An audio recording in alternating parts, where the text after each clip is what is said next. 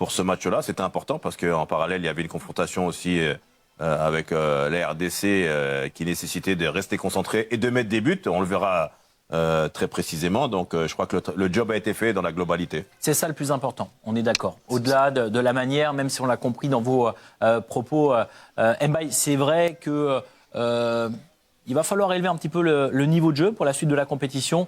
Mais l'objectif, il est là, c'était conserver la première position. Les nations plus fortes et au niveau du Sénégal. Maintenant, le job a été fait, on ne va pas cracher dessus. C'est toujours bien de gagner. Donc maintenant, à eux de se reposer et bien se concentrer sur leur huitième de finale. Et de conserver la première position du groupe. Juste après, Brahim, on va écouter, je vous propose, la joie, on peut l'imaginer, la satisfaction des Sénégalais, illustrée par les propos d'Idrissa Gueye. Ouais, c'est vrai que c'est dommage pour nous parce qu'on sait l'importance de notre capitaine. Aujourd'hui, on le perd sur un match comme ça où on mène 2-0. Mais voilà, derrière, on a su garder notre calme et marquer ce troisième but qui nous permet de rester premier du groupe. Maintenant, voilà, comme on l'a dit, cette CAN, si on veut aller loin, si on veut la gagner, c'est avec tout le groupe, ce n'est pas les 11 titulaires. Et aujourd'hui, on l'a montré avec quelques changements dans l'effectif. Et Mamadou Sarr qui joue son premier match avec l'équipe nationale du Sénégal, qui a montré de bonnes choses. Donc ça prouve la qualité de notre équipe, la qualité de notre effectif. Maintenant, à eux de saisir leur chance, parce qu'on aura besoin de tout le monde. Voilà, 3 matchs maintenant, il faut bien se reposer pour préparer le prochain match qui va vite arriver.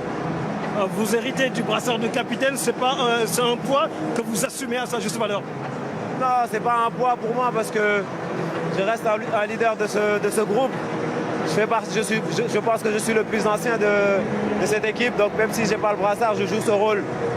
Donc brassard ou pas, ça ne change rien pour moi. Aujourd'hui, voilà, je l'hérite parce que Kalidou n'est pas là, mais voilà, on aurait pu le donner à n'importe qui, Edouard, Sadio. C'est pas important pour nous. Le plus important, c'est qu'on sait qui sont les cadres et c'est quoi l'effectif et chacun a son rôle à jouer dans cette équipe. En huitième de finale, ce sera un match couperé, on gagne ou on disparaît. Comment vous comptez aborder ces huitièmes de finale? Avec beaucoup de sérénité, beaucoup de détermination. Déjà, c'est important pour nous de bien se reposer parce que ça va arriver très vite. C'est dans 4 jours, je crois, et voilà, il faudra bien se reposer.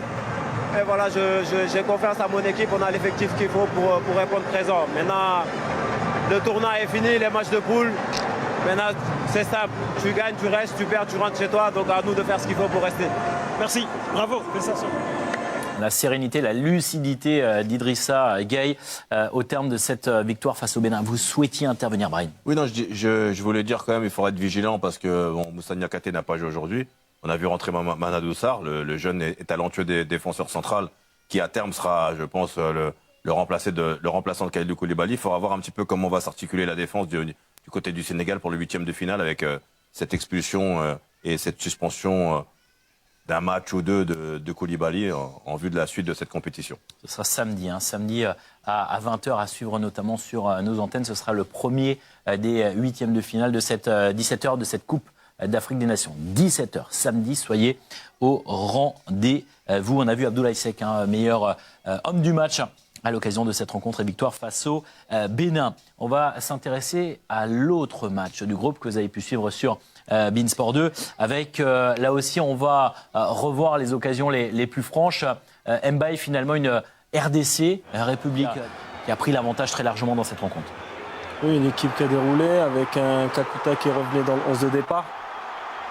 Ça fait plaisir, ça fait toujours plaisir de voir des joueurs comme ça, talentueux sur un terrain de football, parce qu'on peut voir sur une passe, sur un éclat de génie, qui peuvent te débloquer le match. Et ensuite, ses coéquipiers se sont bien servis de lui. Ça a été une équipe du Congo qui comme j'ai dit, a fait tourner, mais a gardé son rythme de croisière. Et c'est de bon augure pour la suite de la compétition. Aime beaucoup, le premier buteur. On voit cette main dans la surface de réparation. Brahim, le pénalty accordé, il sera transformé par Kakuta. Il va falloir suivre de près cette équipe de la RDC, qui est capable de produire du jeu, qui est capable de faire preuve de tranchant et qui peut clairement aller loin dans la compétition. Oui, totalement.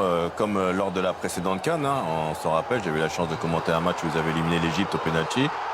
J'en ai fait, moi, une équipe potentielle pour être dans le dernier carré. Elle va affronter un gros morceau en huitième de finale.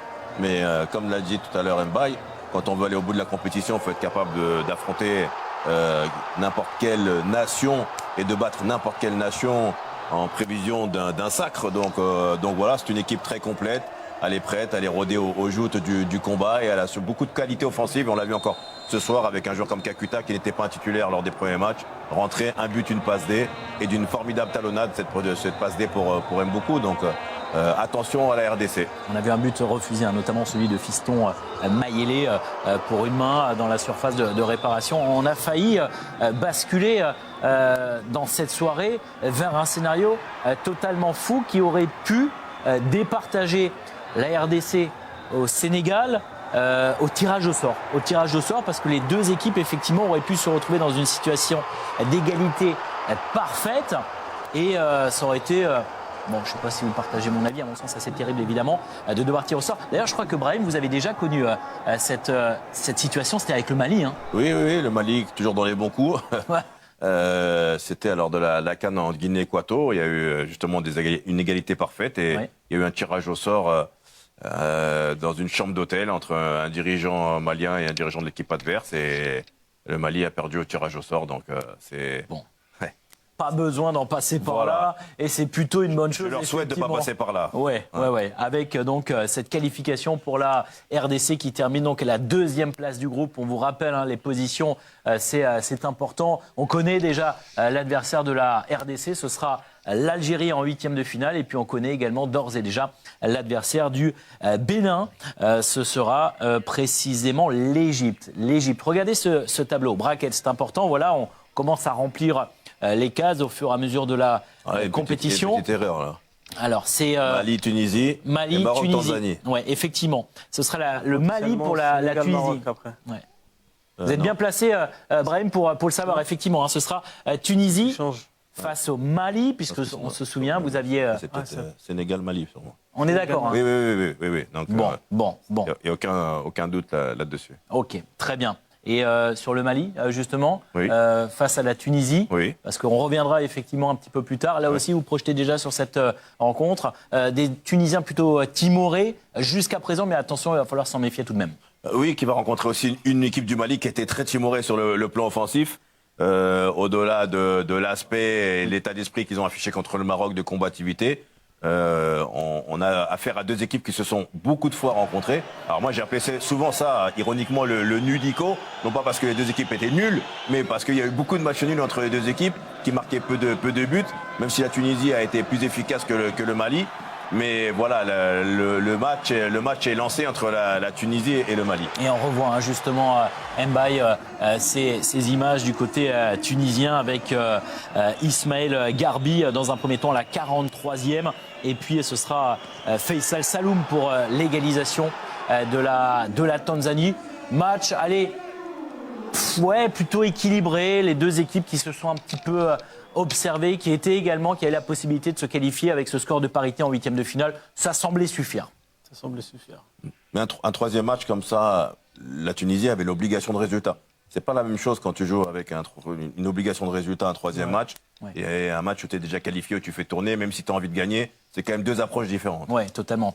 Psychologiquement, en tout cas, ça passe effectivement pour ces deux équipes. La Tanzanie qualifiée également pour les 8e de finale, tout comme la Tunisie qui affrontera donc le Mali en 8e de finale de la compétition.